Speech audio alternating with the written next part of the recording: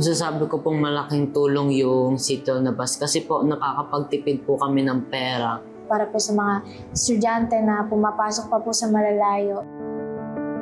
Ako po si Benny Grace Patricio. Ako po si Benjo si Patricio. Mga estudyante po kami ng Flora A. Ilagan High School.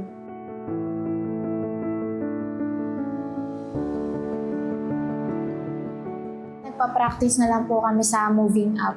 Ako naman po grade 9. Nagtitake na lang po ng periodical test. Ang pipiliin ko pong track ay yung edu. Magiging teacher po kasi. Saka naman po academic, yung STEM.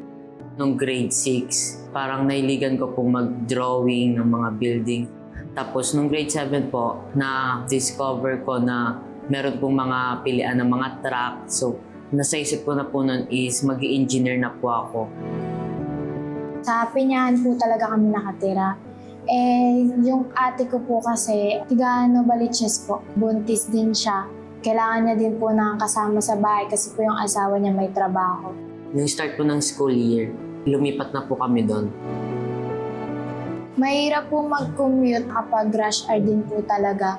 Madami pong gusto nang makasakay kapag uwian po, ganun. Tapos kapag po papasok din naman, ganun din po ang sistema. Agawan, kasi po, konti lang po yung mga dumadaan na mga sasakyan. Yung ibang tao, nagtutulakan, kaya di po kami nakakasakay minsan.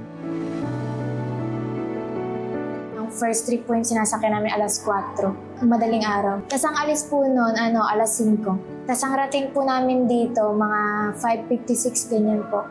Maganda po dun sa may city bus kasi po, hindi po siya siksikan.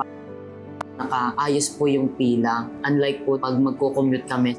Mas lalo po nakakatipid sa aming mga kagaya po naming estudyante na sakto lang din po yung binabaon araw-araw. Ang nagagastos lang po namin, balikan 30.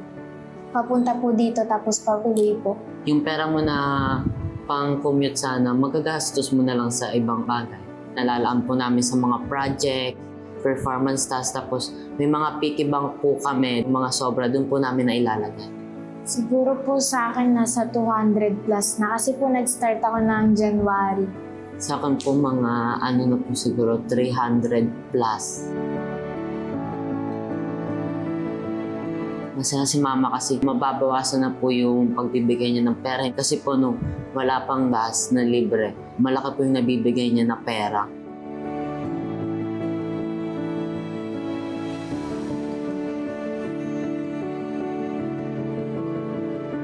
Importante po na merong QC bus na libreng sakay po. Sana po magtagal pa po or wag na sana po mawala.